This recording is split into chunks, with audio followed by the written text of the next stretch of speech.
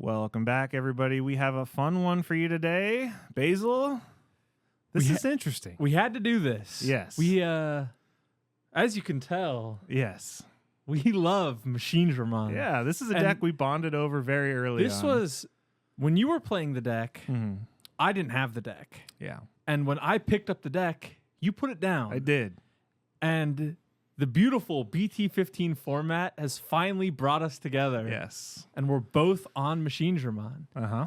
And you approached me, you said, we can't just do 2 separate deck profile videos. Because our decks are very different. Because our decks are different, and the deck at this point has so much support that can go in a number of different ways. Mhm. And you came to me and you said, we should wind it back and sort of go from there. Yeah, we're going to talk about where it's been, where it is, and kind of where it's going. Yeah. So let's jump into a little history lesson on Machinedramon. For some of the newer viewers. Yeah. Because there are a lot of newer viewers these days. Absolutely. So if you've seen this deck at your locals, you know this is the analog deck or analog man deck. You know it as the Chaosdramon, Yep. Chaos X. You know, if you've seen the most recent regionals, it is a Ragna Loardmon deck. Yeah. There's a lot of different ways to play this deck. So we're going to dive back into kind of how it started, when it gained its own identity, because early on, let's just jump into the old cards. Let's get into it. Let's get into a little history lesson here. Because this is what it used to be. This is what it used to be. So one thing that Machinedramon is in the lore is a Dark Master, right? Yep. So before Dark Masters was a trait, as we got with Apoclymon, Right. that didn't have a trait, but all of them had very expensive On play. very lackluster on plays for huge cost. So this is back in the early days of like Mega Zoo and stuff. So we're talking about BT2. So if you're talking about a card that was completely power crept out very quickly, imagine going to your locals and dropping this bad boy for 12. Do you take your mega down to a level 4 and expect them not to get back there Yeah. with 10 memory. Yours at 10. Yeah. And it's a 11K blocker. Yep. Brilliant. It's one of those cards that I started playing in BT10, but I can't even imagine playing this in BT2. No, I don't think it did. I think out of all the Dark Masters, I think the Puppetmon was probably the most played. Right. Because it had a lasting board effect that it was at least pretty scary. And it was a 10 hard play, right? I think so, yeah. Yeah, so this is this is not even this is a 12 hard play D-Digivolve 2. This is not one I ever played. So I didn't start playing until EX1. Machinedramon. Because there was another machine before EX1, and that was the ST5. Yes. So if you're talking from bad to worse, here we are. At least it's a 3 Evo this time. It is a 3 Evo, yeah. When Digivolving, give 2 of your Digimon reboot. Nice. Awesome. Couple of keywords, baby. Worth noting, though, there were some cyborgs that came out of this starter deck that were used for a very long time. It's true. We had the Megadramon, which was the generic inheritable blocker, Right. which was used all the way up until Volcanic Dramon came out, right? The Volcanomon? There's Volcanomon, which is blocker, and then Security Attack 1 on the Yeah, inherit. yeah. But then there's EX4 Metal Greymon. That's it, Which yeah. is blocker, inherited blocker. Blocker, yeah. Yeah. So yeah, those were the early machines. These are not cards And I ever played, but this is the origin of Machinedramon. Yeah, and the idea with this was you had inheritables that said if you have reboot, gain such and such. Yeah. And so it was like Security Attack +1 or jamming and but only stuff for like a turn. That. Yeah, Yeah. right. Lovely. All right, so now we get into where I started playing. And actually, if we're getting into technicalities, Jeff played this deck before I did. It's true. He talks about it a lot. Yeah, so Jeff started playing Machinedramon first, and I was not an early adopter of the deck. This was not my cup of tea early on. I was like, you got to play it. Hope you have the cards in hand. I wasn't like, he saw the deck ahead of time. Like, he was like, yeah, you play the analog boys, and you go nuts. You play this thing for 7. This is before you had any Tamers to help you other than Analog Boy. Yeah, Kazu was not. It wasn't even a there's card no Kazu. yet. There Yeah. was.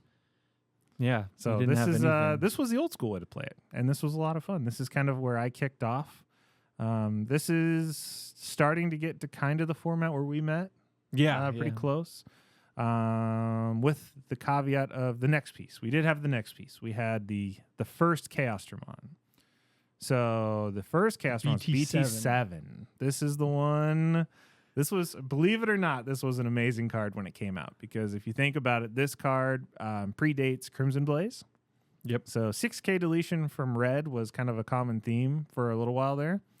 And this was Crimson Blaze before Crimson Blaze was a thing. Right. And it allowed you to tuck more. But because if this is on top of EX1 Machinedramon and they haven't touched it yet, delete 6Ks. Yeah, this was a board. And this was a time when Jessmon was really popular and things were wide boards. You had your early D-Brigade decks and stuff like that. So this was an early answer to a lot of those go wide decks early on. But you lose all your protection. It does not gain the abilities of Machinedramons and sources. Yikes. Yeah, so that was always the gamble. And also, it is red. It's not black. So your top end, if you did decide to go with the 7, it changed your options for what goes on top. So back then, a common thing was to put like a Blitz Omni on top of it or something like that. Yeah. So there's a couple different options. But and then moving forward, what was the next one? The BT11? Must be EX3. Oh yeah, the good Chaosdramon. Good Chaosdramon. Yeah, this is when I started to see the deck, because EX3 was the second format I played in, and this is sort of when I started understanding the game a little bit better, and I was learning Bloom Lord, and I was playing against you on Machinedramon. Yeah.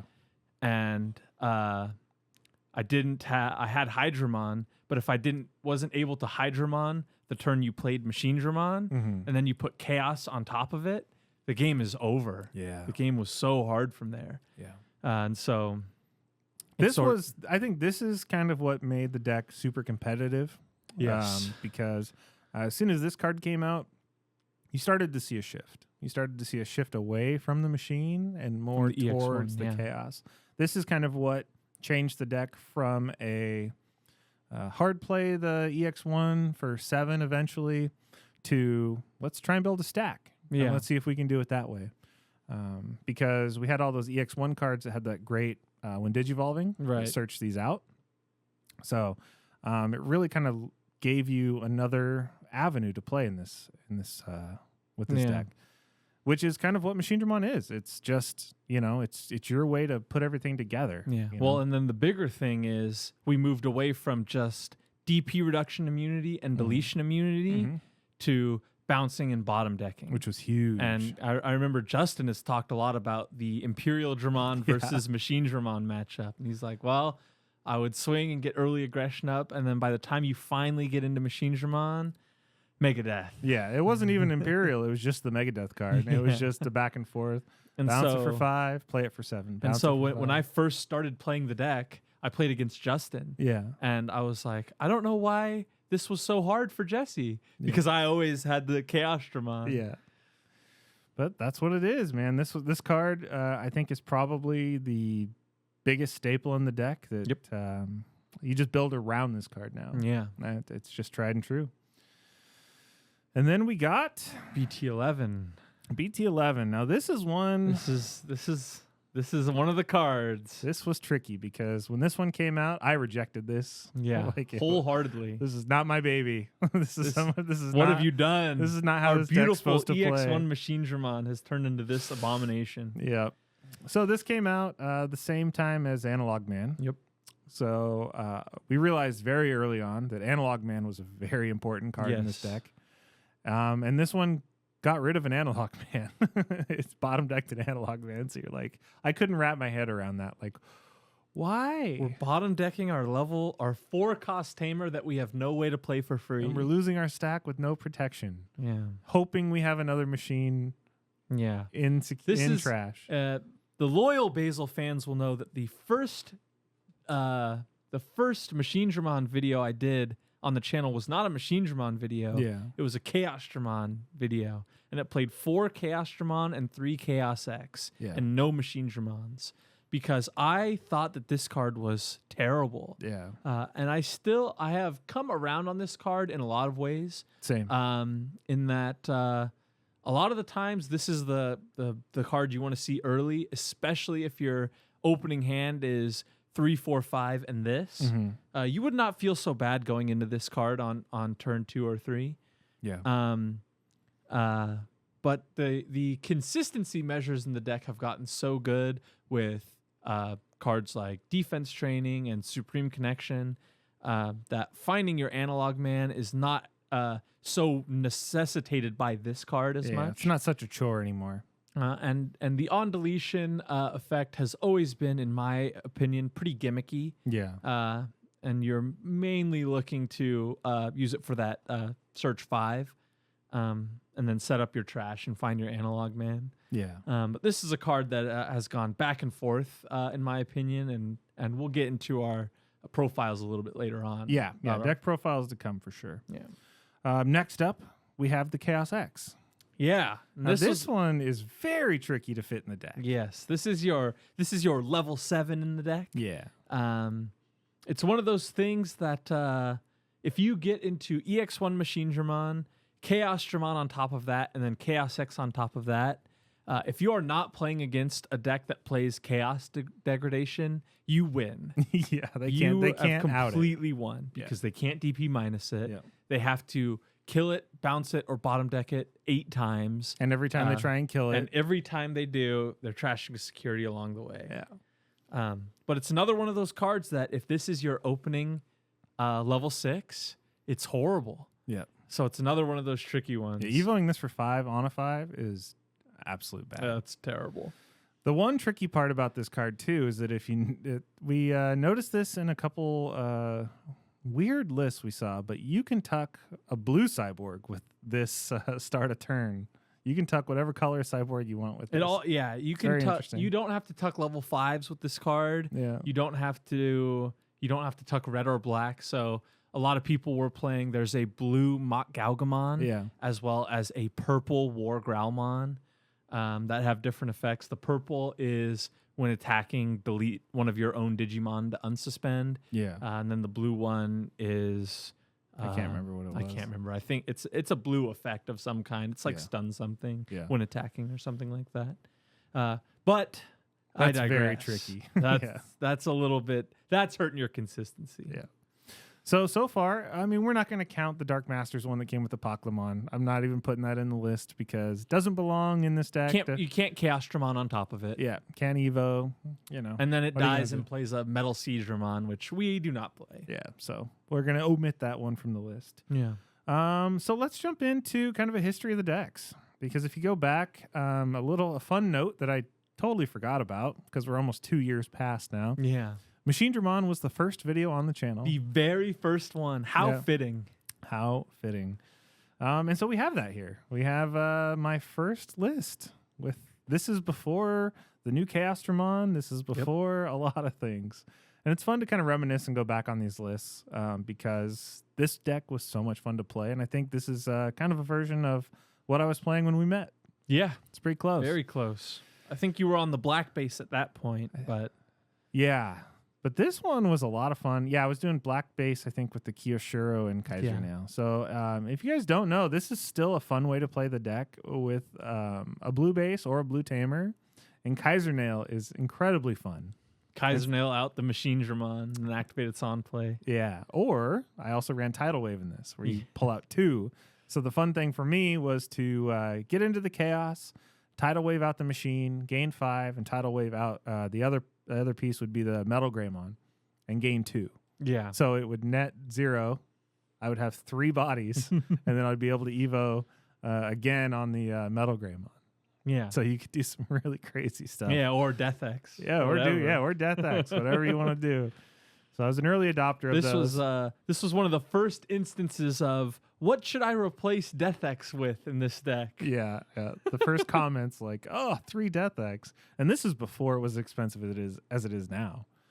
It was pretty cheap back then. I think they were like $30 back then. People didn't know quite yet. Not yet. But no, this has always been a really fun menacing deck. Ran 2 Kazus, 2 Izzies, one... unsuspend when you block tie. So it wasn't a choice; it was a lack of options, sir. Yeah. Well, and then the thing that I want to note is in the level 5 slot. Yeah. The first thing we have to talk about is that Metal Greymon, not the BT8, the good, and not the secret rare, but the BT7. Yep. That was how I turboed out, because if you had a Tamer, it would play for 5. Right. So you could hard play it for 5. And then the Inheritable was good. I mean, it worked out pretty well. Yeah, delete a Digimon in battle, right? Yeah. Gain a memory. Or just when a Digimon is deleted, not even in battle. When a Digimon is deleted. So you could swing, your Metal Mame would pop a 5 cost or less, and then boom, gain a memory. Yeah. So the cool thing about this list is how much of it has stayed. Because you still see the EX1 Andromon. 2 BT8 Metal Greymon is something that I still play, and I can't imagine ever going down on that card. No, I can't either. Megadramon, Metal Mame, Metal Tyranno is still in the deck. I play the secret rare Metal Greymon still. I see you sneaking in that Rise Gray. I like that. Yeah, minus 2K, I think. Minus 2 or 3K. It's the Digiburst, right? Yeah. Yeah. So it's minus 2 or 3K. There you go. But no, this was a lot of fun. The other good thing about that Metal Gray was, once again, it gains you memory, so you could Kaiser nail it out. So essentially, if it was in your stack, you could play it for 2, and then you could go on top of it with a Chaos or something else. Yeah. So this was a fun list. And then we graduate a little bit. We move forward, one step. Not a huge change here. Pretty similar, yeah. Pretty similar. I was messing with Howling Memory Boost, a couple dual Tamers in there. Not a super different list. No. So we'll skip. Finally up to 2 Megadramon, though. I did go up to 2 Megadramons. Very nice. Yep. I think this was a format where you saw a lot of 3-cost Tamers popping out. But once again, that staple of that Hagurumon is just stayed in the deck forever. That was the where is the Haguru alt for so long. We never got it. And we'll probably get it now. We'll get it now that we have a better Haguru. But the aggression with the jamming V and the demi V to draw was always really good. You used that in a lot of decks as well. That was it. If you look through some of the older deck lists on the channel, that's not just this. That's the Gotcha engine. Yeah. That is there's a blue Rookie Rush deck that Jeff did that was using this as well. I use this about as much as he used the Aizmon Gabumon engine for his decks. Yeah. But it was good. And then we get into kind of a This was a pivot. This was the EX3 build. Yeah, this is once we got the Chaos. Yeah, so really like the Death X. This is when I was going super aggressive. I was final Zubagon. Using the Kyoshiros for draw. I didn't run the Kaiser Nail package. I took that out. This was just another evolution of the deck. I weaned off one of those BT10 Metal Grays or BT whatever Metal Grays. 7. Weaned off one of those. But yeah, we're going Zubagon. The biggest thing was just I think Death X was really, really good in this format. So if they didn't kill it, being able to Zubagon on top of a Death X is always scary. This was the list that I saw, and I was like, because I distinctly remember you grabbing your memory marker and moving it 12 spots over, and I thought to myself, oh, that sucks. Because that means you bricked and you had to play something expensive, and then you moved it right back. And I was like, somebody please explain this to me. And I talked to Justin. He's like, oh yeah, that's Machinedramon. That deck that Jesse's playing is probably worth $1,000 back then, because the EX1 Machinedramons were very expensive as alt arts. Yeah, the Death X's were expensive at this point. The analog youths were expensive, and I was like, whoa. Oh, and the Memorial Pack Metal Grays. Yes. That was like, I think those just came out. Yes. Yeah. But yeah, that was this is sort of where I fell in love and with this is where you take over. Yeah, this is going to be a Basil list. This is where you start to see those hover SPs. Yeah, we got a lot of new pieces. This is the most recent. This is the RB1 build of the deck. Yeah, post Analog Man. And this is a list that, for its time, I mean, this was a consideration for regional tournaments. Yeah. I felt that confident in this list. It had so many meta answers. Specifically, this was when I think Royal Knights and Belphamon were two of the best decks in the format, outside of the obvious Shine Greymon was still incredibly strong with the 4 Geo Gray. this deck was awesome. Notable reasons was you had the BT8 Metal Gray at 2, and then the Secret Rare Metal Gray and the Megadramon for huge DP numbers. So basically, the Royal Knights would play something and try and do their effects and tuck, and you just swing at them as they played them. You'd win the grind game really slowly until you got into that Chikurimon. Yeah. And then in your Shine matchup, you just tried to get into that EX1 Machinedramon, and the reason that I say that so confidently is because when we went to that Pasadena Regional, a deck that was eerily similar to this ended up taking it over Shine in the finals, which was a dominant 2-0 victory. Yep. So I think that this deck and the list that we're going to show in a bit is an extension of this deck. With newer cards. Yeah, with newer cards, but a lot of the same strategies show through in that list. So this is kind of where we leave off with the older stuff, and just really worth noting that it's a journey. This deck is a journey. Yes. It's always evolving, and the thing that made me fall in love with this deck is obviously, I mean, if you guys can see up in the corner there, I don't know, above Basil, I've always been a Power Ranger guy. I'm dated like that, old school Power Ranger guy, and this was eerily reminiscent to just pieces coming together to form a big monster. And the best part is you can interchange them out. So a fun part for me with early on reveals, just in the game in general, was once you become attuned to this deck, every time there's a reveal, you lock in on level 5 red and black. Cyborgs. You're like, well, what's going on? So every time there's a new cyborg reveal, you're like, even if it's for another deck, you're like, what would that do in Machinedramon? You know, and that still holds true to you today, because the green starter deck came out, and you're like, that Rapidmon's a cyborg, and it's green black. Yeah, what are we thinking? Could it go? Yeah, could it go? Yeah, and same inheritable as the Metal Tyrannomon. So if you wanted to split it up, and the same wind digivolving of the structure deck Andromon. Yeah. So if you want to put that together, be my guest. It could go. Yeah, so it's really intriguing. It's a really fun deck. If you guys haven't put this together yet, and you have, I mean, EX1 boxes are dirt cheap. Well, and also the interesting thing about the Machinedramon, it is errated, the EX1 Machinedramon, so you can get those revision pack cards for super cheap. For very cheap. Yeah. All right, are you ready to get into where we're at? Yeah, let's get into it. It's kind of a history lesson on where we've been. Now we'll jump into my list. So we have a couple different takes on the deck. Yes. What made me pick the deck back up was I really liked the Ragna package that was in regionals. It was the national. It was the national tournament. Yeah. The highest placing Machinedramon player at the tournament was playing a list very similar to this, and with obviously no BT15 cards. Yeah. And like you mentioned in our podcast that week, his list was very tooled towards very anti-Anubis strategy, very anti that meta strategy, and so I really, really like the end of turn DNA, win the game. The idea from him was Armadillomon underneath your initial stack, hard play EX1 Chaosdramon, and then end of turn trash probably 4 or 5 security, and then blitz for game. Yep. And this also came on the heels of a very popular video on the deck, Jeff's Hawkmon video. Yep. That also kind of used that same strategy with the Ragna. His strategy was get them down to 2 security because he could get 2 stacks, decent stacks. But when you're thinking about Machinedramon, you can get very, very large stacks. You're basically hard playing 6 sources. Yeah. Because it's the level 6 Machinedramon and then the 5 sources underneath it. Yeah. So it's basically, if you have a Chaosdramon and it's egg 3, 4, 5, 6 plus 3 from the Chaosdramon effect, and then the 6 from the Machinedramon, you're loaded. You're good to go. You're locked and loaded. So you can trash things, and it deletes bodies, and it's just it's a win button. It is a win button. I really have fun with this version. This is kind of where I am with it. The Supreme Connections I was really on the fence about early on. Yeah.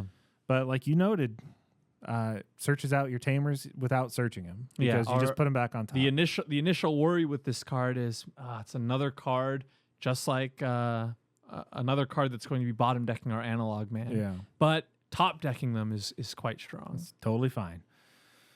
So yeah, this is kind of where I'm at. That new Machinedramon, I really like it as a one of. De-Digivolve is very strong in this format. It's probably one of, if not the strongest form of removal in the game because it has the least amount of prevention. But the Armadillomons do take up room. The Ragnas do take up room. So this, if you are going to commit to this, you have to fully commit to it because you need to see the Armadillos. The Armadillos will search the Ragna. The Black Memory Boost will search the Ragna.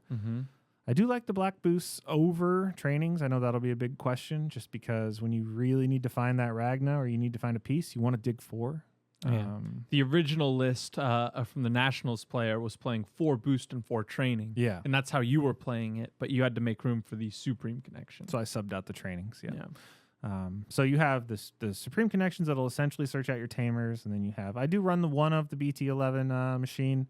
Still kind of on the fence about that. I like it when it works. I hate it when it doesn't. Yeah. It's that kind of thing.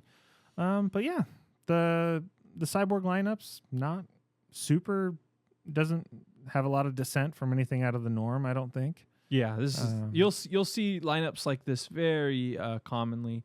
At the very least, the BT8 Metal Greymon and the BT11 Metal Tyrannomon are almost always at 2 in people's lists. Yeah. People will still be playing the EX1 level 5s.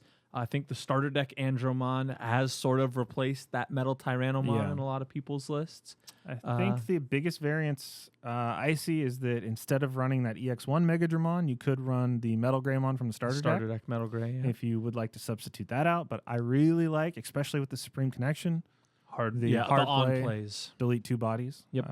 It's good board control. So yeah, this is my list for this format. I really enjoy this. You got me on the Numamon kick. That's been really good because we have such good when digivolvings right now between your Metal Grey, your Megadramon, your Metal Tyranno. Yep. And then your searchers and the EX cards. It's really good. So that's where I'm at. Where are you at, buddy? Well, I obviously went a little bit more in on the Megadramon and the Marvin Jackson. Sure. I was the way I wanted to start this this format was with a full play set of the Marvin Jacksons and maybe even 3 of the Megadramons, because in my mind the on play when digivolving search 3, tuck 1, trash 1, or tuck 1, draw 1, and trash 1 was perfect because it was basically, if you really think about it, search 3 cards and add all 3 cards to where they need to be. Yeah. So you tuck the Marvin Jackson, you add the Chaosdramon, and you trash a level 5. So in my mind, that was incredibly strong.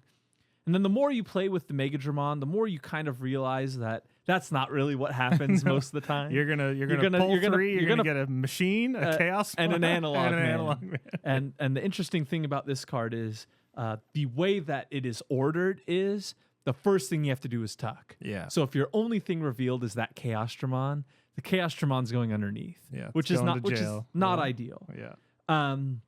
That being said, I still think it's really strong. Yeah. I obviously switched off of the starter deck Agumon back to the Dorumon. Yeah. Because with that Marvin Jackson, it can really extend your plays in a cool way. Yeah. So you're continuously tucking, mind linking, pulling. Yeah. If your opening stack is or opening play is Dorumon, Marvin Jackson, and then you have the Tankmon in hand, you can promote start of turn Marvin Jackson effect, one of your level 5s.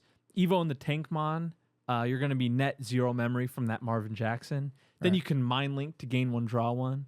And maybe even from there, you can go all the way up into Chaosdramon, depending on your setup. Yeah. But I think it's very, very strong. I see a Raremon poking in there. Yeah, the Raremon, I'll talk about a little bit later on because there is a point to be made about that card. Okay.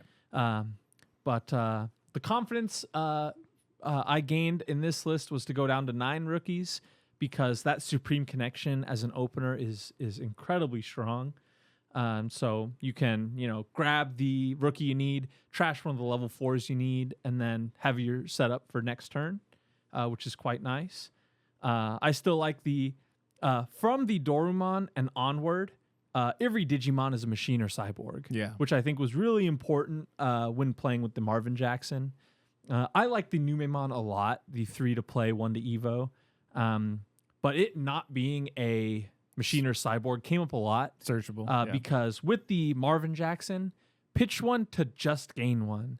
So you do need to value that hand size and pitching stuff only when it's when you're confident that you won't need it later on. Yeah. So there will be a lot of times where your hand is clogged with level 4s, even though you only play 8.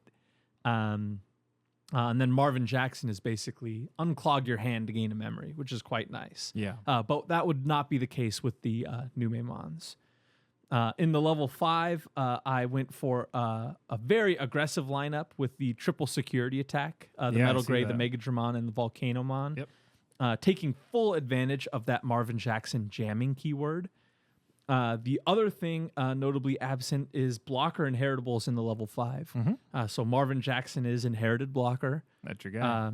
So basically the idea in my mind was to free up a spot for more offense in the level 5s in lieu of the normal utility in blocker. Because you still have the redirects with the man. You still have redirects with the analog man, and then you have that Marvin Jackson. And in this list, I finally did move away from the BT12 or BT11. the BT11 Machinedramon, because when you flip 5 and you mill Marvin Jacksons and Supreme Connections, that was the last straw for me. You're like, let's get this out of here. And with the Supreme Connection, I found myself wanting to play the EX1 Machinedramon a lot more because you obviously play it for 9 at this point, and then you gain the 5, making it a 4-cost play, which you find yourself either playing EX1 Machinedramon and keeping turn or choking your opponent to 1. Which is crazy. Which is something you couldn't even fathom back in the day. It used to be you set them to 4, you felt good. Yeah, right. It's not so bad. Yeah. But that's sort of where the deck's at for me. I think this is... we're coming up on regionals pretty soon, and we've talked about it a little bit. It's going to be the Wild West. Yeah.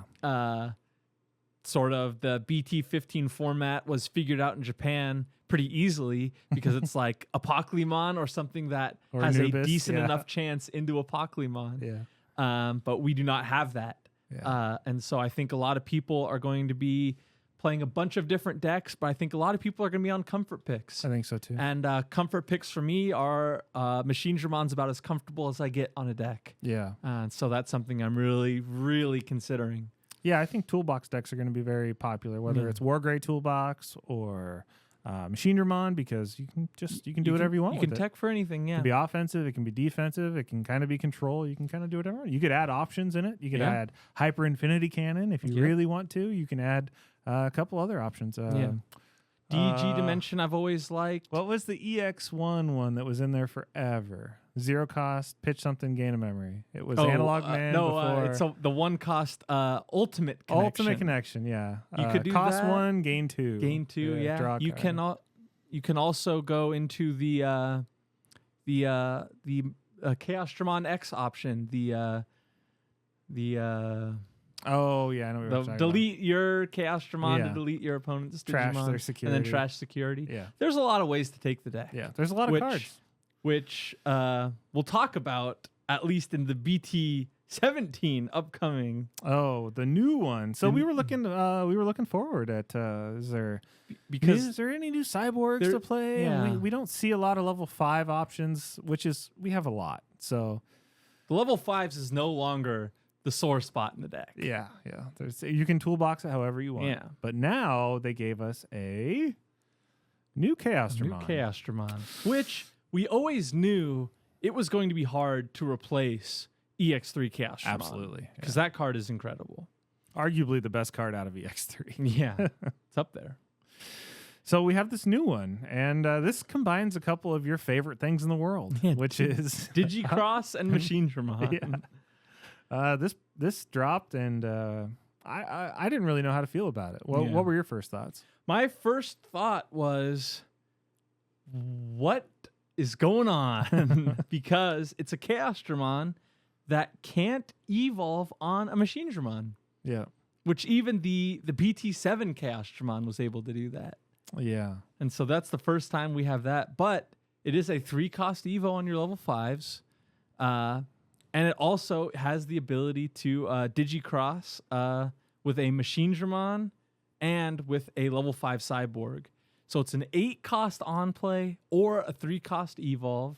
On-play and when Digivolving, tuck a Cyborg or SOC from trash as sources, and delete up to 7 play cost worth of Digimon. Yeah. So that is most level 5s or a level 4 in a rookie, a lot of cases, or Also, 2 cheap level 4s. Also worth noting, this can't evolve on Mono Red without SOC.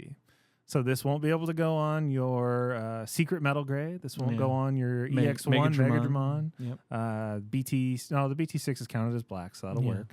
But yeah, so it has a few limitations. There's a few limitations, but this is where it gets interesting. Yep. All turns, when this Digimon would leave the battle area by one of your opponent's effects, trash 2 cards with Machine or Cyborg or SOC in traits, not level 5, not anything, to prevent it from leaving the battle area. Yeah. So best protection on arguably the worst one. So let's talk about the good news first. Okay. Chaos Degrade is see you later. Is not affected or not affecting this card. Yeah. That's the good news. The bad news is you have to find room. You got to find room for this. So card. what do you take out for this? Right. For me, it's easy because I still run one BT11 machine. Yeah. That boy comes right out. Well, the thing about it is this card is interesting enough that it could be something that you build an entire deck around. So there could be a strategy with this card where you put this at 4 and you put Chaosdramon X at 4. And then you Chaosdramon X on top of this. You use this Chaosdramon to tuck either probably the EX1 Machinedramon for either your Digicross or your when Digivolving. Because you do need the DP reduction. So you'll have DP reduction immunity and immunity from leaving the damn near everything else. Leaving going to security. Yeah. Everything besides Arrestadramon Superior Mode. And Bagramon. So this card is quite interesting. We obviously won't have it for some time. But best believe once we have it, we'll cook something up with it. For sure. And that's kind of that's where the deck is right now. Yeah. I know you have some interesting ideas cooking up. Yeah. So you ask about Raremon. Yes. For those of you who weren't following the national tournament or don't watch the podcast, the most recent episode we talked about one specific nationals list in particular, and that was about the Devas list. The Devas list was playing the purple base Demimera BT15, pitch a level 5 or higher to draw 2, with the Ukomon, which is a card that is not very strong and doesn't go in very many decks, and then the Fascomon from BT13. So that was the Belphamon rookie. Yeah. On deletion, draw 1, trash 1. Inherited, end of your opponent's turn, draw 1, trash 1. And to top those off, it played 4 promo Raremon. And now at the time of recording, to buy a playset of promo Raremon, it's almost $200. That's insane. So that is tough. But if you were lucky enough to have a playset, this guy, he saw the market ahead of time. I am going to try a list that is the same bottom end: the 4 Fascomon, the 4 Demimera, the 4 Uko, and the 4 Raremon, and then just trying to throw Machinedramon on top of that. And we'll see where we get. So that is very much in the infancy stages. But if that does turn out to be as good as I think it will be, update coming. Tuned. Stay tuned. The update will be there. But that's sort of where we're at with the old Machinedramon. Yeah. If you guys like this video, make sure to chime in if you guys want us to do more in-depth profiles on histories of certain archetypes and stuff like that. I know there are a lot of them. There's in the a lot game, of old ones, and we'll bring on the people that love those archetypes and have them do it, because I'm a machine fan. We've got like Justin has been playing Imperial Dramon forever, and Justin and Jacob would be great for that. Jacob playing Minervamon, and Jeff playing like Birds. Avians, like something like that. Yeah. There's a lot of different ways that for sure, or a lot of different fans of of specific tribes. Yeah, so we're a fan of the old Machinedramon. whatever you want to call him. He's the boy. He's the goat. He's the ultimate machine chimera. There you go. So make sure you guys like, comment, subscribe. Check out our podcast every Friday, 8 a.m. Basil, thank you again. We got to do this again. Yeah. All right. We'll see you guys next time.